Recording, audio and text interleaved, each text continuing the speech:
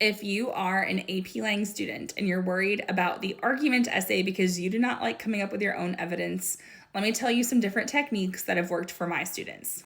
The first technique is not even thinking about evidence to start with, but rather the reasons. So let's use the exploring the unknown prompt as an example.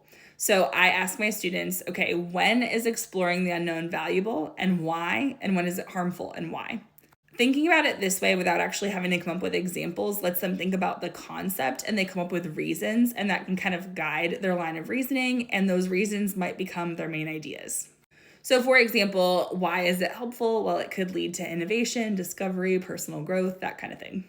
That helps my students sometimes because it takes a little pressure off of coming up with the evidence first, and then sometimes by thinking about the reasons, then they can come up with evidence. Another technique that I use that a lot of AP Lang teachers use is I give my students a mnemonic. So I like chores. So current events, history, outside knowledge, reading, experience, and science. There are other ones like CHELPS, ReHugo, S cubed. They all essentially get you to the same place. But the idea is that this helps you come up with different types of evidence or different categories of evidence, and it's a way to brainstorm. Now, the last technique is one that I think can be very helpful for some students, and that is essentially kind of reverse engineering it to favor what you know. And so basically for this technique, what you're going to do is you're going to think of maybe a handful of topics that you know really well.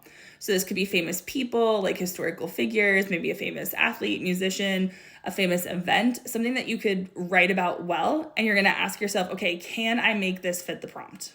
So let me give you an example. I was working with a student earlier this evening, a tutoring student, and she is a dancer. And so I asked her, okay, what do you know about dance? And she was like naming off these different famous dancers and famous choreographers that she knew. And I said, okay, did any of them explore the unknown? And she was able to tell me, yes, this person did, and here's why. And had she actually written the essay, I think it would have been super interesting. So sometimes taking what you know well and asking yourself, can I apply it to a particular prompt, can work. Now, it doesn't always work because like that same technique maybe wouldn't have worked last year for those that had the selfies prompt, but sometimes it works. So if you're struggling with coming up with evidence, those are the different like thought process or techniques that I would try.